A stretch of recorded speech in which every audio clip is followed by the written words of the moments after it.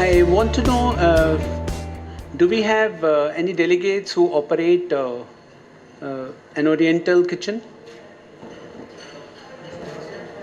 Okay, thank you. And so we'll have less questions, looks like. And, okay, Chef Weber, I like to start, and I'll try and keep the session short because we are running behind schedule. And so I want to know, how is Oriental cooking different from Indian and Western cooking? What's the basic difference? Okay. Very good evening to all of you. Very good evening to all of you. Oriental cuisine, as you can see, there's Asian. If you're talking about Asian cuisine, which takes to a tour of Pan-Asian, where Chinese, Thailand, Japanese, Vietnamese, Burmese, or Korean, all these countries comes in. Indian cuisine is our history, where we talk about, our historical dishes which we have cooked in our kitchens. So we'll talk about, I will explain why it is different. If you are talking about Oriental, every cuisine, if you talk about Chinese, it is more of about stir-fried cooking. So the equipments, the cuisines take to another level. The Japanese cuisine, if you're talking about, it's all about cooking about in a different techniques are based. Like if you're talking about Japanese, there's a sushi involved, or there's a teppanyaki section which comes in, which you're doing the live cooking. So in Indian, if you're comparing, there are two different methods of cooking which are being using here. So it's very difficult to compare Oriental cooking and an Indian cuisine. But when we say that the types of flames we use for Oriental cooking, like Chinese, they're very different. They are very high. It's a high pressure cooking. So do we need more heat energy, or do we need more temperature? We need more of temperature to cook the meats, so that it seals the meats when we are doing the stir frying. Whereas the Indian cooking, we require more of slow cooking, which is different from high pressure cooking. So we get different flavor and texture. Different flavors and different techniques which comes in to make the food. Henry, I want to know from you, is you make different type of cooking equipment. What is basically the Oriental cooking equipment? When you make it in Hong Kong or China, what is it that you keep in mind? Actually, Can hear. hello? Okay. Actually, we are the Hong Kong company, and we mainly focus on the Chinese cooking equipment. Actually, what's the difference between the Western and Chinese cooking is the culture. The Chinese people like to eat together, let's say on the round table, and they want to share the food, I mean in the middle, of course. So maybe you will notice that when you order Chinese food, one person can order all of them. But in the Western, you have to order one by one. This is the main difference. So this will influence the method to do the equipment. Like the chef said, Chinese cooking need a high power. High power like the wok range, they need a high power wok range to cook the food in order to make the order out from the dish. Okay. Thank you. And they need the food to be hot. Unlike the Western, they need the plain to be hot too. But in Chinese cooking, the food is hot already, so they don't really concern the plain. Yeah. And so thanks for explaining this. It was very interesting that there's a difference of culture, because in India, when we eat in an Oriental restaurant, we notice it less. But now I can recall that all the meals we have in China are served like that, the way you explained. So that cooking challenges and food pickup automatically becomes very, very different process than. It is the same case in the Japanese cuisine also, because they would like because of their culture heritage, they would like the meals on the table as like Chinese. Okay. So that makes it different from Indian cuisine. Sanjay, I want to know that as operator of Asian kitchens, uh, how do you lay down the specs of your equipment? Because in India, we do not have real science of Oriental cooking equipment. So, what is your challenge? Like when you look for, when you specify what you're buying, so how does it happen? See, in India, it's the equipments which we use are all, I mean, traditionally, it's all by hit and try. Because even today, the kitchen equipment with what is available, they're all evolved out of the Western or Indian cuisine equipment. We've added to our own convenience, but see, in Chinese cooking, there's another thing which I like to add between Chinese and Indian, is in Chinese cuisine, it's all spot cooking.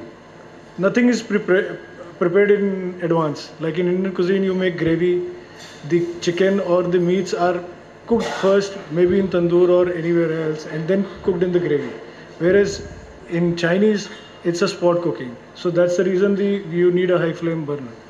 So similarly, the exhaust hoods are identical. I mean, you'll use it for the Indian kitchen as well as the Chinese kitchen. Whereas the requirement of exhaust is far more higher in Chinese. So, of course, It's like our tandoors, as much as in a tandoor. It's like our tandoor. So slowly it is evolving. So there are better equipments available. When I worked with you many years ago, you were chopping your vegetables as you were cooking. Do you still do that? Yeah, we still do that. So because to retain the freshness. Okay. That is the cleaver he is talking about, which has been used in most of the Asian cuisine. They didn't have a cold pan. Yeah. Unlike others, the make line cold pan with vegetables in the cold pans and meats in the drawers and behind the doors. They wanted to just cut vegetables in bulk and cook. Yes. That was their concept. No, we still do that because to retain the freshness. Because if you do, because we run a la carte restaurants. Above here, what happens is that the kitchen designs in the earlier days, we used to have an Oberoi kitchen design and a Taj kitchen design. Taj kitchen design came from Mumbai, Oberoi kitchen design came from Delhi. Oberoi kitchen designs were all done by chefs. And it all originated from Rai Bahadur M.S. Oberoi's involvement with the hotels and what rules he laid down and the kind. But in Taj, it was basically a telco Tisco company. So they were into engineering. The kitchens were being designed by engineers. And also since they had the headquarters in Mumbai, the footprints used to be smaller. And kitchen had a lot of engineering and it was not very good for the chefs. And whereas Oberoi equipment designs were very, very good. And Mr. Sinha is here. We started with him when we started working on kitchen designs. So they had all the detailing, but now it's all matched out.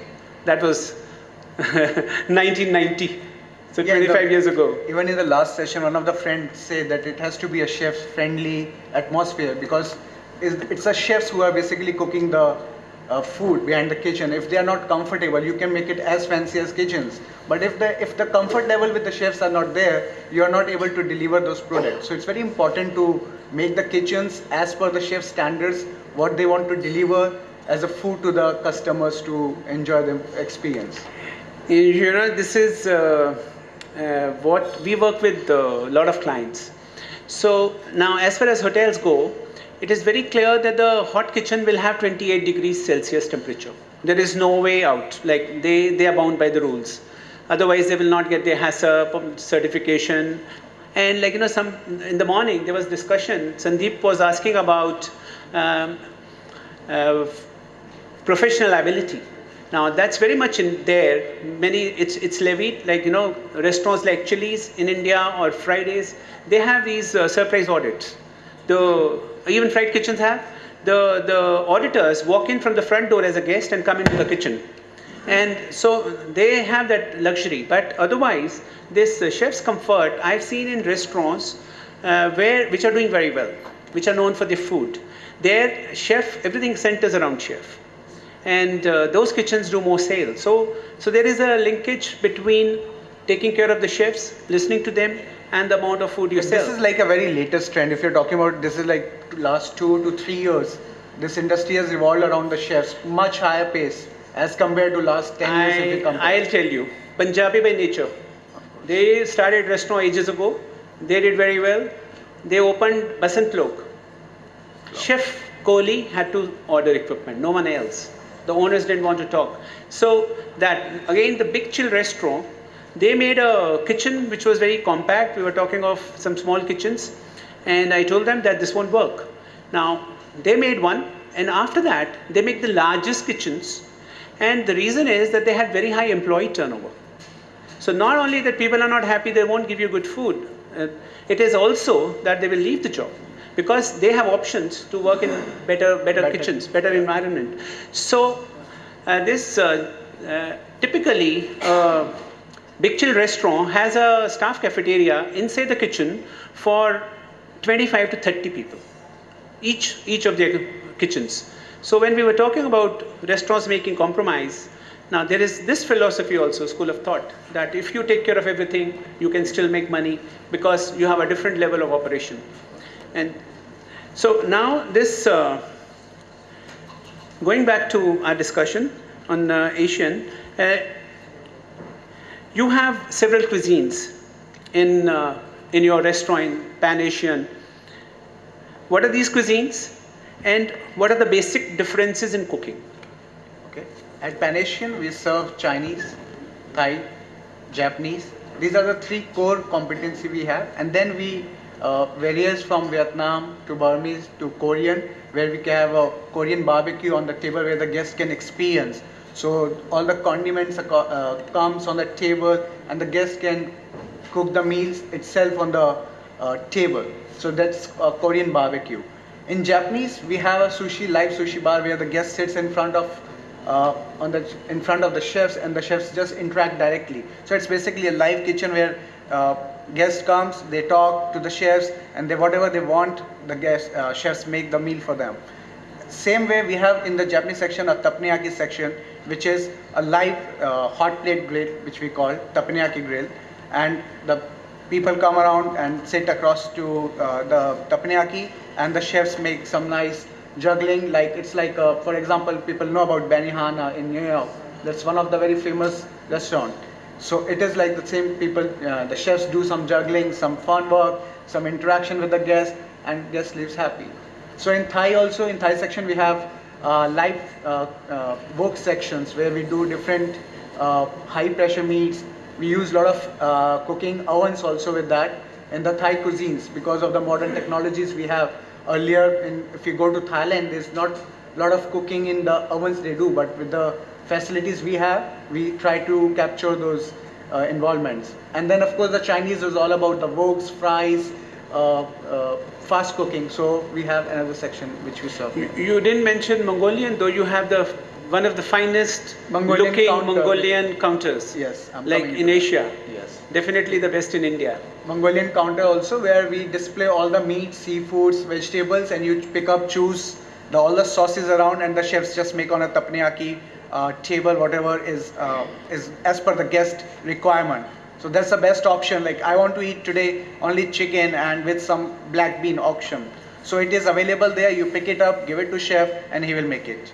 So it is, if for example the guest order for a chicken black bean, maybe as per our standard recipes, it has include some vegetables, some other ingredients which might you like, you don't like it. But in a Mongolian buffet, it is a very easy option for the guest likes and dislikes. So it's very easy for us to make guests satisfied in a more appropriate way. Henry, do you, in all these cuisines, do you change the equipment? Do you tweak it, or it remains the same? Sorry? We're different cuisines. When we're cooking these foods, what are the changes we need to make in the cooking equipment? Actually, as long as this is Asia, I mean the Oriental cuisine. Oriental. Even though you mentioned that Vietnamese and the Taiwan is not included, Yeah. but they all use similar equipment. I said in this discussion. Sorry? Okay. I said in this discussion we were not including those. Yeah. Otherwise they are. That they use the similar equipment, Yes, like the yes, wok, yes. steamer, they all using So that. equipment remains the same.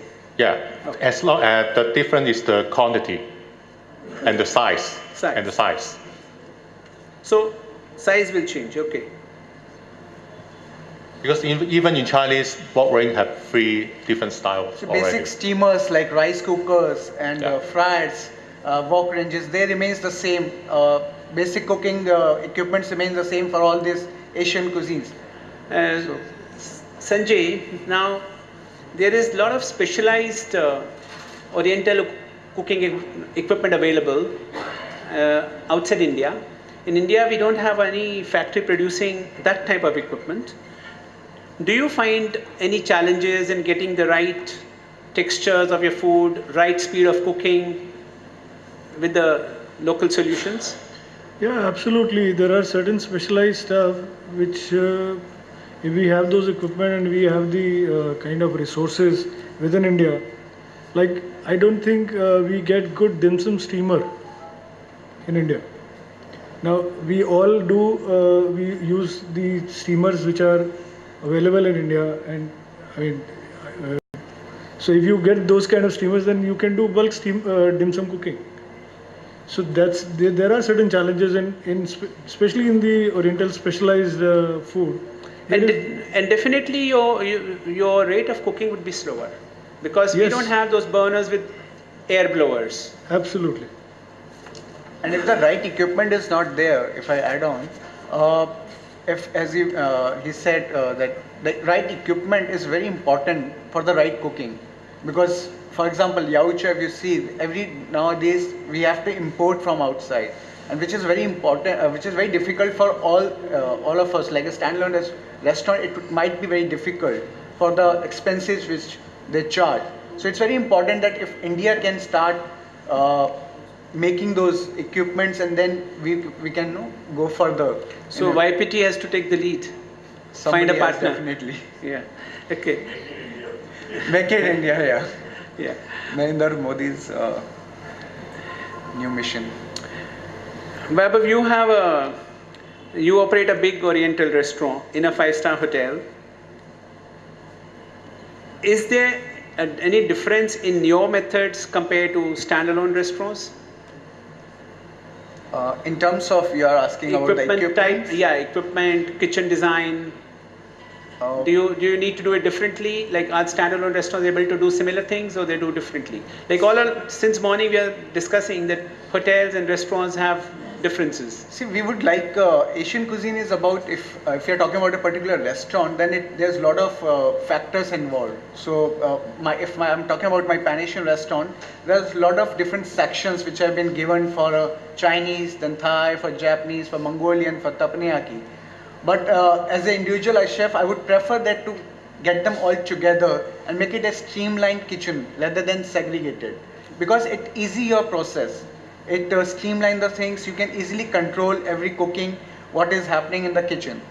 So equipment wise, yes, woks, steamers, fryers, they are basics which are required. But for specialities like tempura, if you are making, you can't cook it in a kadai, which are where I have seen few years. Why can't you?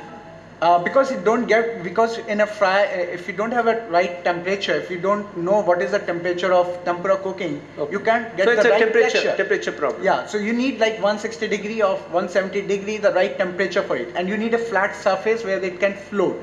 If in a kadai, it will not done. So the right utensil for the right dish is very important. So the temperature cooking is very important in that. Henry, do you have different ranges of different series of equipments for hotels and restaurants, like more expensive options, cheaper options?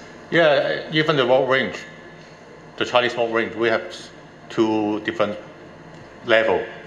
It's depending on the power and the material. So we can shoot the customer need as long as they tell us the request.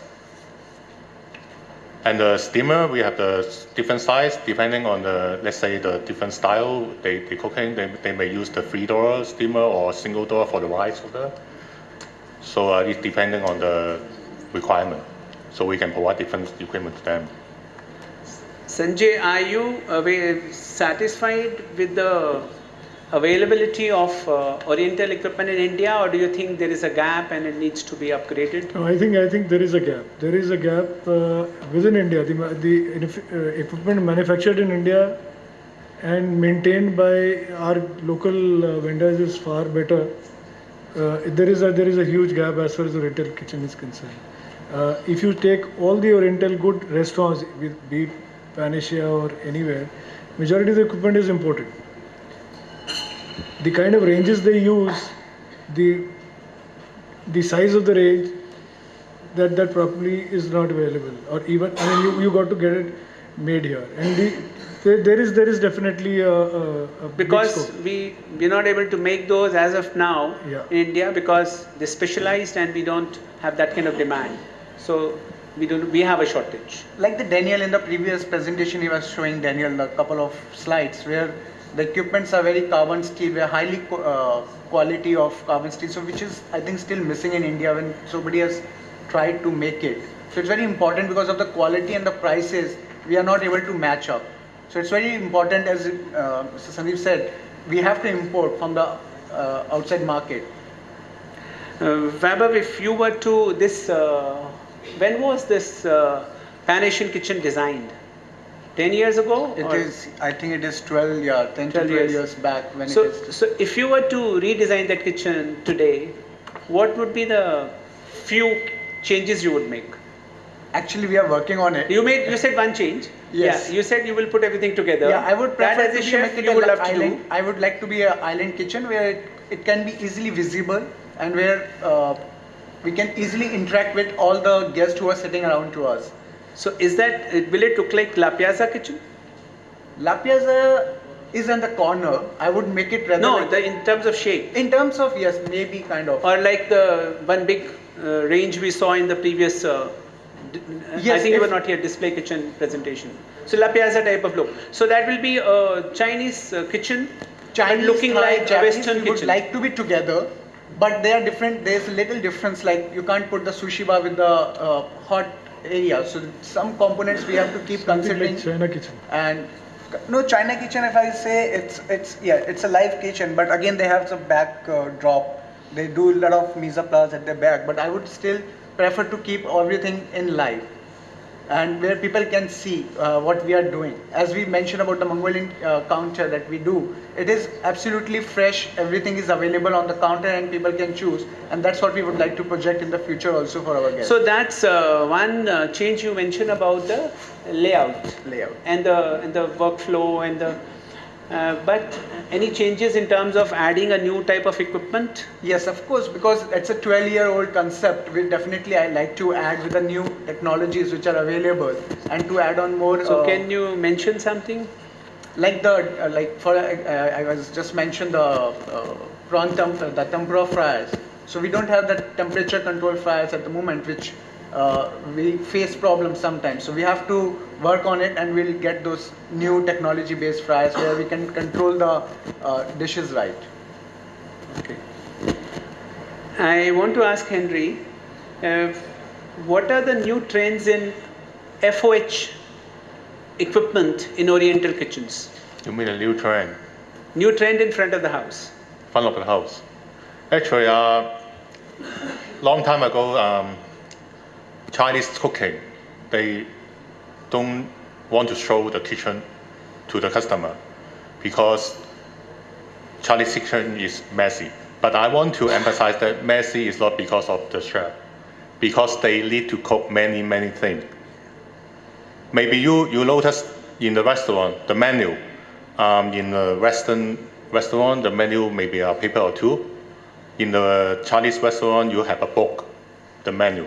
So in the kitchen, in secondary kitchen, they need to cook many kind of food, so they need to storage, and they need to handle many kind of food, so they kind of messy during the peak hour. So they don't want you to know their kitchen. But nowadays, things change. The designer or consultant want to show the kitchen to the customer because with the better equipment and a better chef, it may be a better idea to let the customer to see how the food cook in the middle of the time. So it may be a atmosphere for a nice area to have a nice dinner to them, something like that. So open area, open kitchen with a island type or suite with a Chinese cooking inside is the trend for nowadays. I will show the picture to you later. Okay, great. Sanjay, do you have a show kitchen? No, we don't. Are you planning to No, open any restaurants in the malls, like the open See, kiosk models? all my restaurants are not in the mall; they are in the high streets. So, open kitchen A would need a lot of space. So that's always a challenge with the standalone restaurants. And at the same time, the second most important part is we normally don't get that kind of height in the restaurant, and so exhaust system is always a big challenge. So that's the reason I have never kind of ventured for a open kitchen, especially for Oriental cuisine. Vaibhav, I always find different chefs following different methods for pickup in a Chinese kitchen. It's not like the other kitchens. And so, can you tell us about how you coordinate your food pickup from different counters in your kitchen? Do you use handsets, headsets? What do you do? Yes, at Pan Asian, we used to use, as I mentioned, we have different sections for Chinese, Thai, Japanese, Mongolian counter, teppanyaki. So it's very difficult for us to coordinate. If there are 3 orders from 3 different sections, you don't know what time. You know that okay, it will take so much time to cooking, but there's only not one order. There's like many orders which we have to dispense. So we use walkie-talkies or you do ear things, but it's very important that if you can make it, like as I mentioned earlier, if you can compact things, then you can easily control over it. If it is too diversified, then it's very difficult for any chef to control over it. So it's very important if you can align a kitchen in a better way so that you have control from one section and then you can take over the either it could be any cuisine, then it's very easy for you. Okay. So the new design takes care of pickup as well. Yes, it will. Henry, what is the temperature distribution in a teppanyaki grill? On a teppanyaki grill, do we need same temperature throughout? You mean the equipment, right? Yeah. Actually, it's different from the griddle. They're totally two different things. Griddle, you need temperature, but teppanyaki, you only need to maintain the cooking in the middle, right? And then you need the surround area for holding. That means in the middle you have a high temperature, and around you will need to hold. That means you can have a lower temperature around them. This is a concept for the cooking. I think I would answer this question better. Teppanyaki is basically a hot plate where you need to cook. So you need 2 holding points. You need 2 cooking points. One is the hot and one is the soft, where you can just hold the meat. Once the meat is cooked, you just hold it. By the time you have to mix sauces or vegetables inside, you can hold. So you need 2 high pressure ranges in between. If it is a 2-burner or a 3-burner, whichever according to the size of the teppanyaki, it depends. So it is very important that you should have a high pressure and then holding point, then high pressure, holding point, and then again high pressure. So that's where you can control and you can cook 2 to 3 simultaneous dishes at a time. Because if the temperature is constant, then it is very difficult. Once the dishes are cooked, you can hold them for a while and then you can pick up together. So will it be a cook and hold, or will it be a versatile that you can use it either way? The hold can cook. Yeah, you can cook and hold, like even if you're putting, you can, because it's very easy to control. We have the knobs there available where you can control the temperature, which is varying from 300 to 400 degree. So it's very important for chefs to control the temperature, that moment as per their requirement, what they're cooking, as per the number of orders. I was going to ask Sanjay about dim sums, but he's already answered. And like, how does he cook dim sums? And is Ane here, or he's Shekhar?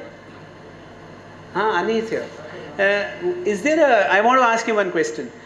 Is there a difference between hoods for Oriental cooking and hoods for Western cooking, design of hood?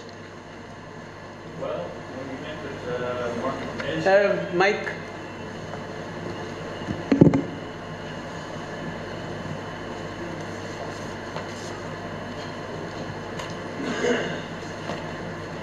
when we entered the market in Asia, we had to get used to the amount of power that's in the cooking equipment. When we use woks in Europe, there are maybe 15 kilowatts, and in Asia, it's common to have 45 kilowatt woks. Okay. So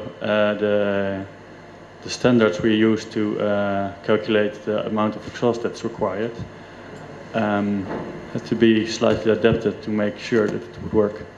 But the general rules apply, but you have to keep in mind that in almost any case the equipment is more powerful, so more exhaust is required. Okay. And you cannot compromise on the height of the hood, like the hood panel height. Normally, due to space constraints, we reduce it in other cuisines. Sometimes we reduce it. We use profile hoods sometimes, but in this case, we cannot use profile hoods. It's hard because the buffer zone in the hood, that's the space in the hood before the filter, gets smaller. And because you have more exhaust coming out, you need more buffer zone. So it's harder to get them small. That's correct. So I like to open this to the discussion for any questions to the panelists. Yeah. This panel in the discussion what's already happened. In India, we have, apart from good specialty Asian cuisine in 5 stars and some good restaurants, we've got 2 other kinds of Asian cuisine. One is the chili chicken variety, which doesn't exist in China, but we call it Chinese cuisine in India. Punjabi. It's called Indo-Chinese, yeah. Which does very well. It operates out of vans, it operates out of small restaurants. Other than that, we've got, and my question goes towards equipment here, we've got these caterers, about 10 caterers offhand I can remember in Delhi, who give fabulous Asian cuisine, be it sushis, dim sums, teppanyaki counters, everything, on weddings as takeaways. I mean, not takeaways, I mean as outdoor caterings. And that is done without much equipment. It's done on site, and it's fabulous displays, the teppanyaki counters, the Mongolian counters, everything. So that gets me thinking, if they're doing all that without a lot of fancy equipment, why is it that I think the skill is more important than so much focus on equipment? I'll ask Chef Weber about this. Chef Weber, tell me, like you had said earlier, that equipment is very, very critical. Now, why is ODC cooking different? Because Rajat has a point that the food which you eat in ODC caterings is amazing. And 5-star hotels do not serve that range of food because of their own systems, their I disagree with that. I don't know. Okay, so let's. Can I answer on a lighter note? In ODC, first of all, you're not paying for it. When you go to attend, you don't pay for it. Absolutely. So your expectation is little less. When you come to a restaurant, be it in a standalone or in a 5-star, no, well, that's okay. Second thing, it is the 5-star chefs only who cook for these caterers. It is the 5-star chefs who are hired on daily wages. So that's what I'm saying. Because it's they only put that items in the menu which do not require a lot of equipment. You will have sushi. Sushi doesn't need a lot of equipment. You will have teppanyakis. That is okay. Again, it's very. But if you have to do a lot of steaming, a lot of peking ducks and that kind of a thing done, then there will be a challenge even for ODCs. I will share a very big secret if you don't know about. Bulk service of dim-sums. Do you know what is happening in this country? They're all frozen. There are container loads being imported from China, Frozen. which these bulk caterers are buying. Top Yeah. quality dim sums. They're not Right, made right, here. right. They're just steamed here. Yeah, absolutely. I think Sanjay gave a very perfect answer. What he clarified is that they do use skilled chefs, very skilled chefs, but the skilled chefs work under very difficult conditions. Yes. And so they have to work in advance and they have to already make the food ready. They have an advantage that they can cook many hours in advance. So only the best of chefs will be able to produce that food without the good equipment. So that's, I think, very well. But I think, sorry to interrupt again, I honestly feel that the quality of food, being served and consumed in the marriages or the banquets is, I would agree with Chef Vaibhav. I think our expectation levels in those big functions are not as much as we go to a specialty restaurant. It's certainly not there. I mean, I really don't think we get to eat that quality which is served in specialty restaurants. Well, not that level. Yeah, that's what. Okay. What the point when I made about that was only banquet to banquet comparison.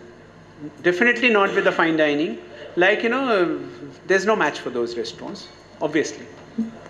No, banquet to banquet, I guess I would go with Rajat that ODC food is definitely better than the banquet in I the was hotel. only saying banquet to banquet. Banquet in the hotel Because of the would not be. freedom the caterer has. Yeah. Hotel doesn't give that freedom to the chefs. They can't. And when we are talking about the restaurants, like at Panishan, if you talk about Sunday brunches, there's a concept we have started called a table brunch. So everything is made fresh. Even in banqueting, you don't see the food to be fresh. Like it is already made and kept. So there's a difference of quality, the ingredients, what has been used for banqueting as well as standalone restaurants or the 5 stars restaurants when they're serving the fine dining specialty restaurants. So there's always a difference. Very less people try to understand that. But yes, the quality of food is, as you mentioned, Mr. Rajat, the food is much better. Yes, there are some few other reasons for it. But the quality of food which is given to 5 stars or a standalone restaurants, there's a lot of difference in terms of. Well, we on the restaurants we quality. don't have any reason. Like we agree with you 100%. Yeah. And one reason for my inviting you for this discussion was the food you served when I was there last, your restaurant, because it was amazing. So I knew that it comes from someone who has all the knowledge. Yeah. So any more questions?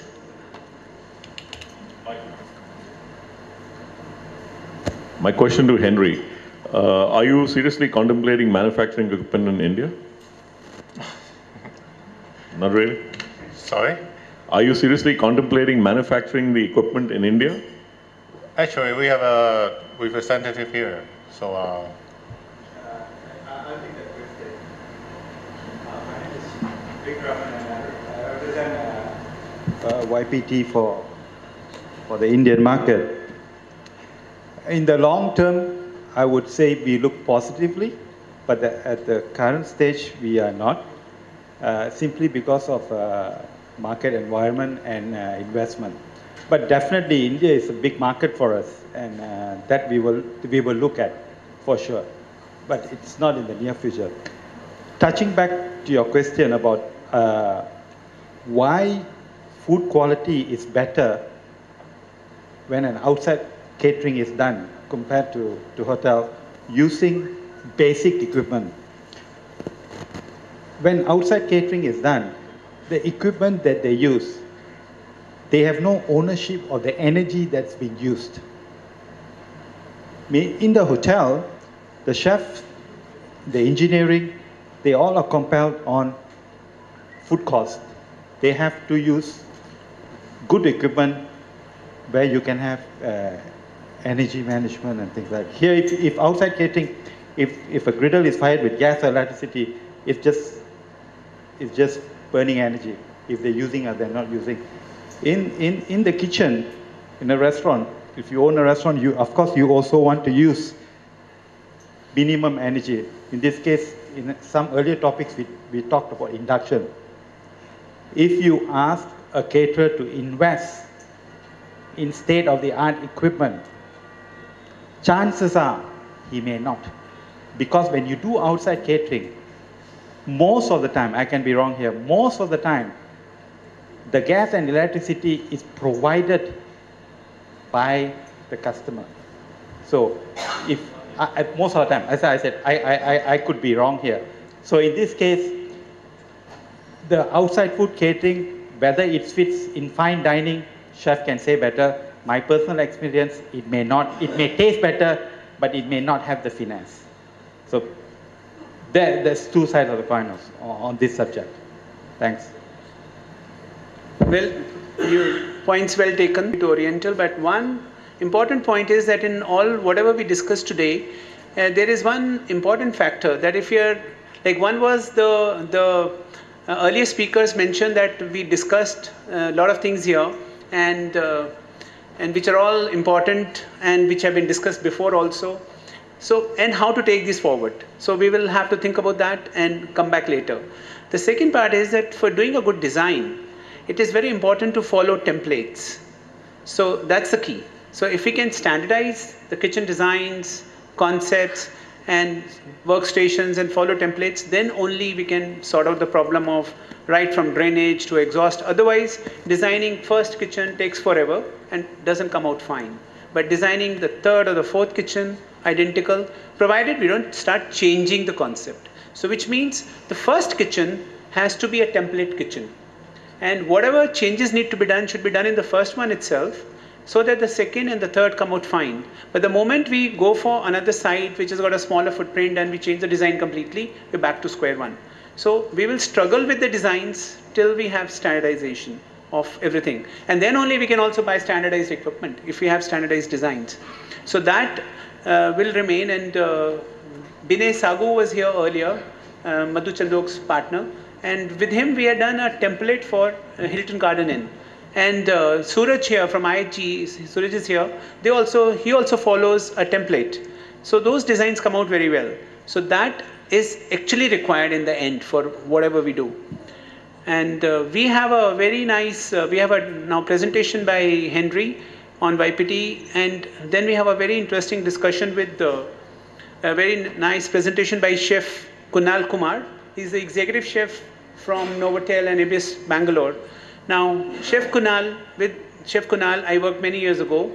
We set up a large bakery for Mr. Chandrababu Naidu, where Chef Kunal used the maximum possible technology. He may not be able to share all that with us, and because we are a mixed group, but his concept was that he would freeze the dough for a product in his base kitchen, ship it to the store with a barcode, and then his oven will scan the barcode and you put it inside, it will bake to perfection. So this is the kind of work he did good 8-10 years ago. And so we have him. I'm very happy that he's come here from Bangalore, and he'll be doing his session after this, after Henry's presentation. Thank you. Thank you.